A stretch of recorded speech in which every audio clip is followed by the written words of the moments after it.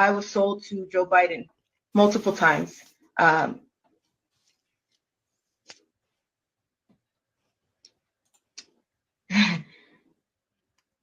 went from the Buckingham Palace to under the Getty Museum in Los Angeles. And everybody is so worried about the elite. And we could give those names of Barack Obama, Joe Biden. We know about Michelle Obama, that's a man. We know about Too Short. We know about Akon and Steven Tyler, and we can give those names all day. And everybody is so worried about that. But what you should be worried about is the people that are in between, the people that go as low as your grave diggers. I was trafficked to people within my schools. I was trafficked in underground tunnels that link under your schools, through your cemeteries, under your amusement parks, through Universal Studios, and into Hollywood elite homes all over the place, all over the world. So the names that you just mentioned, Barack Obama, Steven Tyler, Joe Biden, Michelle Obama, have you had personal sexual experiences with these people? Yes. These people participated in sex abuse firsthand with you? Yes. Can you tell that story? Because that's important for people to understand and to know. And to this point, I don't think a national platform has given you the opportunity to say those things. No, because everybody is complicit. It is covered up by your local FBI. It is covered up by your local police department. So you just saw that clip right there. And I've played a clip of that specific lady that you just saw right there. In a previous episode, actually, I played a clip of her adopted mother speaking on her behalf. That was Allie Carter, and she's been speaking out and being outspoken for the last couple of years as well. For the same reason that people like Charlie Kirk has spoken out, for the same reason people like Marjorie Taylor Greene has spoken out. So with that being said, I'm going to go here and I'm going to show this clip, because this goes along the same lines of why things are being covered up so much and why more and more political figures are on the hush hush. And if they're not, if they're speaking a little too loud, it's because they want to cover up something that's bigger than myself, bigger than Charlie Kirk, bigger than all the political figures. So I'm going to play this clip right here. If you're watching this, it means they got me. My dead man switch activated automatically after I missed 2 scheduled check-ins. I had it set up months ago because I knew this day was coming. I did not die by accident. I was murdered to keep their secrets buried. My name is Virginia Louise Giuffre. I was one of Jeffrey Epstein's victims. I survived Little St. James, but survival came at a price. I saw too much, knew too much, and now they've silenced me. But it's too late for them. They thought killing me would bury their secrets, but this video is going to a few organizations I trust, ones that have been exposing the truth for decades. You know who you are. It's your job to continue this fight. I was 16 when they reeled me in. I worked at Mar-a-Lago, folding towels, cleaning lockers. My father kept the tennis courts immaculate. We were just working folks trying to scrape by. Trump, he was around, but he was never the threat. The real predator was Ghislaine Maxwell, prim and proper, smiling, promising to teach me massage therapy at the Pink Mansion in Palm Beach. I had no idea I was being fed into a nightmare machine. Epstein's Island was hell disguised as paradise. You've heard some names linked to him, but those are just the sacrificial pawns. The real players, the ones they've protected at all costs, are still hiding in plain sight. I'll name 2 now. The first, a former U.S. president, Barack Obama. Publicly, he's revered. Privately, he was one of the worst. He wasn't there for the girls. He was there for the island boys. Young boys, trafficked and groomed. I saw him more times than I can count, always without his Secret Service detail, sometimes with his Hollywood friends, George Clooney and Tom Hanks. I still have nightmares about them, arrogant and drunk on power, slinking into the cabanas with kids barely out of childhood. The second, Bill Gates, the billionaire philanthropist, loved by the media, hailed as a savior. We called him the benefactor, and we used to dread seeing him naked. But he didn't come to party. He came to experiment. Genetic experiments, human experiments. I saw him inject a young girl with something they said was a genetic enhancement. She was younger than me, strapped to a table, terrified, treated like a lab rat while they muttered about seeding the future of the species. These men think they are gods, playing with life like it was theirs to own. I'm telling you now, Epstein isn't dead. They staged his death because he was too valuable. He held blackmail on some of the most powerful people on earth. Files, videos, confessions. They couldn't risk him talking, but they also couldn't risk him gone, so they hid him. Stashed him under the protection of the same elite who once paid him to supply them with flesh. And they thought killing me would stop this from coming out. Okay, so you saw that clip right there of Virginia Giuffre, who's been discussed the most during this whole thing. She's been talked about the most. And again, the peculiar thing, to me at least, is that why is she the only one that's no longer here? Out of all the victims that have come forward, she's the only one that's no longer here, right?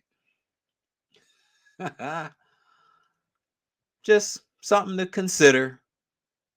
I mean, and there's quite a few victims that have come forward. And some came forward 20 years ago, including Virginia. And they're just now having their voices truly heard. But as you can see, there are still some people that want you to be distracted by everything else, which is why things like this occur. Shootings here, shootings in this state, shootings in that state. This is happening, that's happening, right? All of this to take your mind off of the real reason why, or one of the real reasons why these occurrences are happening, which is one of the reasons that possibly or quite probably Charlie Kirk was taken out, right? You know, when you start getting close, right? When you start getting too close to truth, especially in politics and religion and government, when certain people start getting too close and start going against the grain, things happen. And in this case, this is the most extreme right here.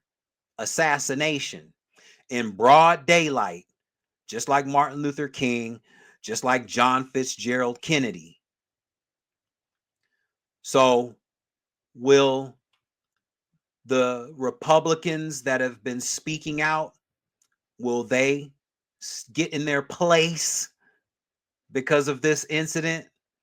Will they stay in their place? Will they shut their mouths now about all of this? And people can make their own conclusions about everything that I just put up on the screen. You can come up with your own conclusions. And credit goes to all of the people that put these clips up on their social medias.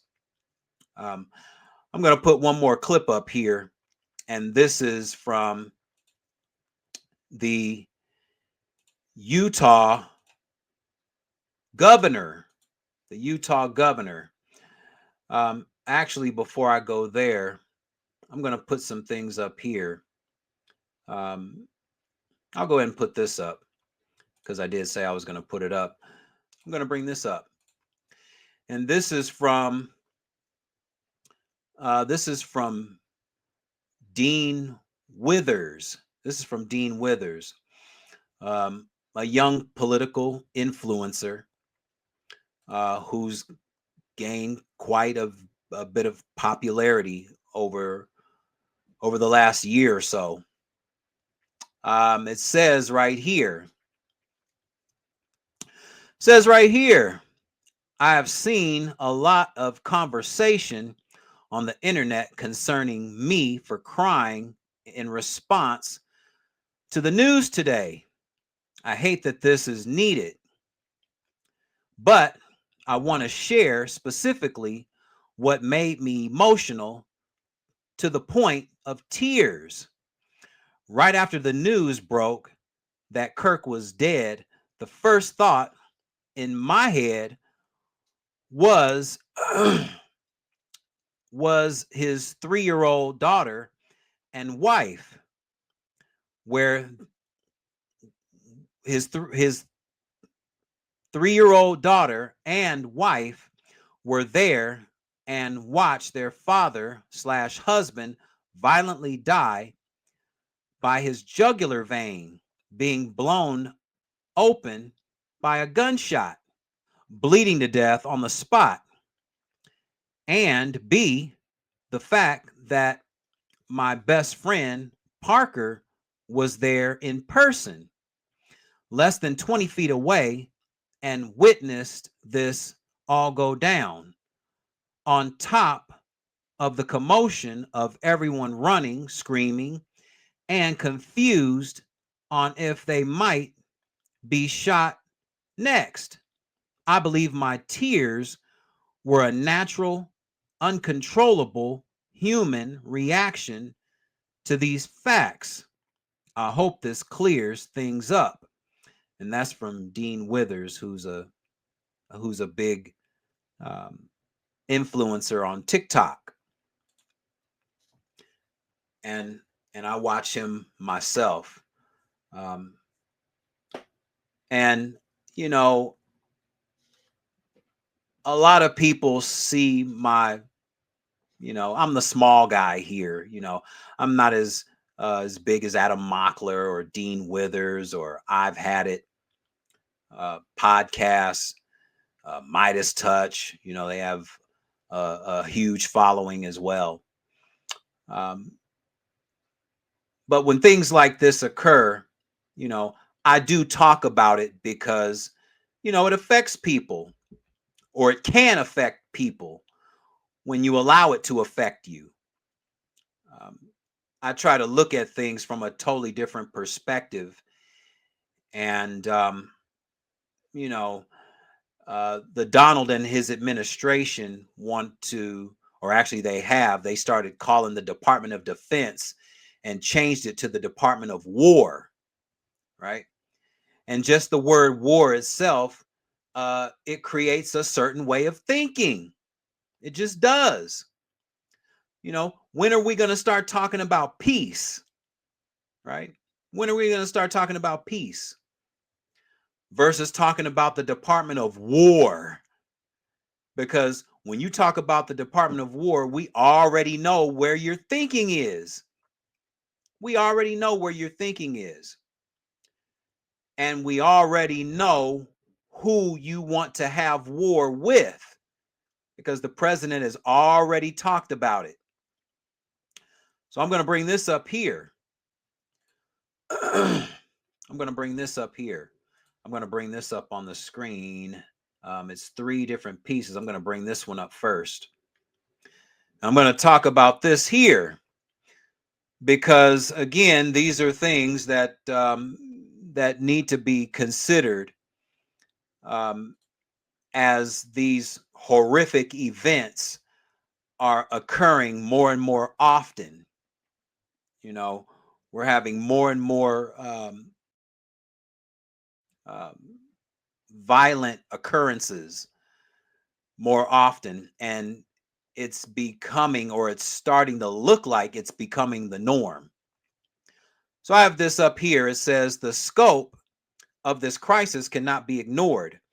According to the Center of Strategic and International Studies, between 2016 and 2025, there were 25 attacks and threats targeting elected officials, political candidates, judges, and government employees that were motivated by partisan beliefs. For comparison, only 2 such incidents were reported in the 2 previous decades. The increase in partisan attacks spans the ideological spectrum, but has done little to lower the temperature in political rhetoric. And that's true. And like I said, it's going to be amplified more and more and more, which can become pretty dangerous for political figures and quite possibly for the general public. So I'm going to bring this one. I'm going to bring this one up here. Here's number 2 right here. So this one right here, an analysis of Trump's speeches over the past 10 years by UCLA political scientists found that not only has his use of violent language increased over time, but that it surpassed that of nearly all other politicians studied from democratic countries. In addition to his often extremist rhetoric, Trump has demonstrated a willingness to absolve acts of physical violence to advance his political interests. In a deeply troubling indication of his priorities, Trump made pardoning the January 6 attackers one of his very first acts upon returning to office. On his first day in office, Trump granted full pardons to all those convicted in the January 6 attack, over 1,500 rioters in total, including the 123 individuals charged with using a deadly or dangerous weapon or causing serious bodily injury to a police officer. And we know that this has happened. And unfortunately, there are and have been people on the Republican side that have done everything that they can to dismiss the occurrence as if it never happened. So lastly, I'm going to go to this one here, and I'm going to speak on this one here. So you have this one here. Says a recent study by political scientist James Piazza found that countries where politicians used hate speech often or extremely often experienced an average of 107.9 domestic terrorist attacks compared to just 12.5 attacks in countries where politicians rarely use such language. Republican lawmakers have largely remained silent about or defended such rhetoric, despite warnings from security experts about its potential to inspire violence. So when I see that, now the question is, will business pick up? Will business pick up with gun sales, right? Will business pick up with gun sales? Will Democrats start once again calling for more gun reform? Because that's what they always do when things like this occur. They want gun reform or new gun laws. Will Republicans call for people to start buying more guns, right? Because of the fear factor, right? Because we always believe that there's the boogeyman standing outside your door or hanging around the corner waiting for you, right? So we have to buy more guns.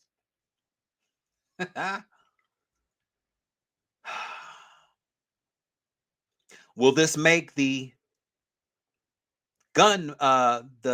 the National, what is it called? The National Rifle Association, the NRA. Will they become more powerful now because of this? Will they financially get behind more political figures that talk about owning more guns and becoming more protected? Will the states that have laws where you can carry guns in public, will you see more people carrying their guns in public now? I mean, this is what America is turning into. You know, what happened to peace? What happened to unity? What happened to that? Why isn't the Donald talking about unity? Why isn't he talking about peace amongst fellow Americans? Why isn't he talking about, I mean, this is the president of the United States of America. So to the Donald, why aren't you talking about unity and peace? Because the only thing I keep hearing you talk about is the radical left lunatics, and that all of this is caused because of Democrats, which creates nothing but division. Because again, the notion is that only Republicans believe in God. Only Republicans believe in peace and unity, and that Democrats, people that belong to the Democratic Party, that all they're about is violence and being raging leftist lunatics. That's the notion. And those are the talking points that are being recited over and over and over and over again. Over and over and over again. And so I had one more clip here. Let me see if I can pull it up quickly before I sign out here. All right, so I'm going to bring this up here. Because, again, we have a mass, not a mass shooting, but an assassination of a political influencer. And this right here is what Utah. So this is what they had to say. I can tell you about our venue today. This was an open venue. This was outside. We did have 6 officers working that event. We had probably over 3,000 people that were in attendance. It was sat down in kind of a bowl area here on the Central campus. We have a waterfall area, and so he was kind of in a lower area, surrounded by buildings. We had some plainclothes police officers that were in the crowd as well. We train for these things, and you think you have things covered, and these things, unfortunately, they happen. You try to get your bases covered, and unfortunately today we didn't. And because of that, we had this tragic incident. So we did have officers there. We had Charlie Kirk's team. He has a security team that travels with him, and they were here with him when he was shot. I'm sorry, Steve. At this point, I can't disclose that. There's a question being asked about mass shootings. Was that person apprehended? And do you know who asked that question? Say the question again. I don't know if I understand what you're saying. When Charlie Kirk was shot, he was answering a question about mass shootings specifically. Was that person apprehended? And do you know who asked that question? I do not. We do not have that at this moment. Ladies and gentlemen, we have time for just one more question, so thank you. Yeah, I have a question for the team as well. Was it your team or Kirk's team or a combination of both that kind of set the security protocol for the event? So we work together. He has his team, and they do this all over the country. We all know that. This is not uncommon for them. They're very comfortable on campuses, and I was coordinating with his lead security guy, and so yeah, we were working together. Was this a shooter type shot? Ladies and gentlemen, that's those are all the questions that will be answered today. Again, thank you for covering this. We'll be updating you as soon as we have additional information through normal channels, working with law enforcement.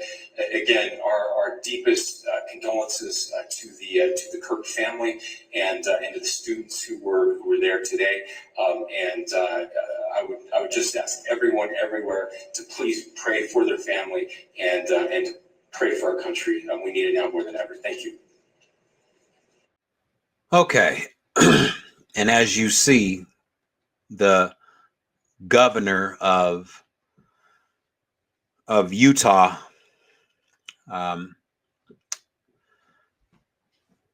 and one of the law enforcement chiefs, and you see how they answered their questions with stuttering and hesitation, which is also peculiar because they asked some pretty specific questions. Who was the person asking those questions right before the assassination took place? You know, questions about gun violence. Why were those the questions? And on cue, as it appeared, Charlie Kirk was assassinated. It's unfortunate that these type of things occurred. I mean, we haven't had an occurrence such as this in quite some time. I mean, in broad daylight. I mean, this hasn't happened since Martin Luther King, right? Since John F. Kennedy. And as I end here, Dr. Martin Luther King said something after Malcolm X was assassinated. You know, I mean, it's unfortunate that people that are either outspoken or people that could possibly swing the pendulum of how government operates and possibly change the tide to where there is more peace, or when people are taken out because they go against the grain of government officials or even non-government officials. In this case, hiding information from the general public or being secretive about information towards the general public, when we already know that the president, the Donald, has been mentioned numerous times when it comes to Jeffrey Epstein and Ghislaine Maxwell. Now, whether he participated in certain acts, that still remains to be known.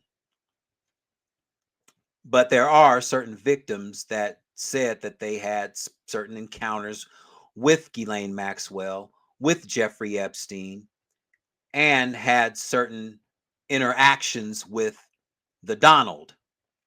Maybe not sexual acts, but nonetheless interactions with him. Because remember, Virginia Giuffre came from Mar-a-Lago. And, you know, she was stolen. That was the Donald's term. She was stolen from him and his spa at Mar-a-Lago. So, again, when are Republicans and Democrats both equally, because they're equally guilty of amplifying this situation? They're equally guilty. I'm not a Republican or a Democrat. I've said it time and time again. I prefer unity and peace. It just feels better. But when things like this occur, I have an opinion about it. And people can make their own conclusions based on what I bring to the table.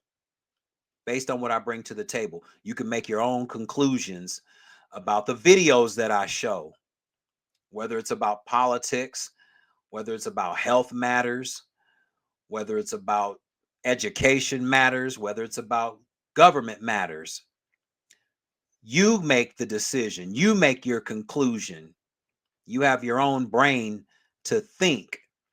And for me, it's about giving you something different to consider versus all the noise that's being amplified by mainstream news outlets, whether it's what they call the legacy media, right? Whether it's legacy media or cable news media,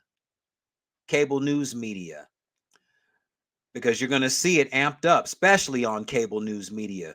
You're going to see the talking points amplified to a higher degree as the days go by. So what do you prefer? What do you prefer? Do you prefer peace and unity and, quote, brotherhood, right, amongst your fellow Americans, and see things for what they really are, and how many people are being duped into believing in the worst case scenario? The worst case scenarios, that's what people are influenced to believe in. So what are you going to believe in? Peace, unity? I don't care what your religious background is, because I don't belong to any religion. I don't belong to Christianity. I don't belong to Catholicism. I don't belong to the Muslim faith or Islam. I don't belong to any of those. Because at the end of the day, not everybody belongs to, not everyone has to belong to a religious practice, but all 8 billion of us have a spirit. So what's in your spirit? How do you want your spirit to feel on a daily basis? How do you want your spirit to feel? How do you want your soul to feel? Again, you want peace or you want unity? Go to my YouTube channel and subscribe. Again, it's unfortunate. To Charlie Kirk, wherever you are in the universe, people can say what they want about you and your ideologies, whether people agree or disagree. You were entitled to them. You were entitled to them. Some people will get into their emotions. Some people will develop uncontrollable, irrational emotions because of your rhetoric. Some people will still discuss your rhetoric, but it doesn't matter now.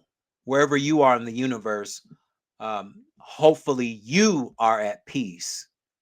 You are at peace due to being sacrificed.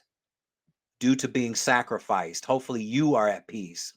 And I hope that your wife and your 2 children can come to terms with becoming more and more at peace with the fact that you're no longer here in physical form. So to Charlie Kirk and to, hell, I'll even go to Dr. Martin Luther King and John F. Kennedy, Robert Kennedy, Malcolm X, Fred Hampton. I mean, we can go on down the list. To all of you, wherever you are in the universe, all of you are at peace, or all of you are being peaceful within the universe. So to Charlie Kirk and to everyone listening and watching, until next time. The assassination was an unfortunate tragedy, and it reveals that there are still numerous people in our nation who have degenerated to the point of expressing dissent through murder, and we haven't learned to disagree without being violently disagreeable.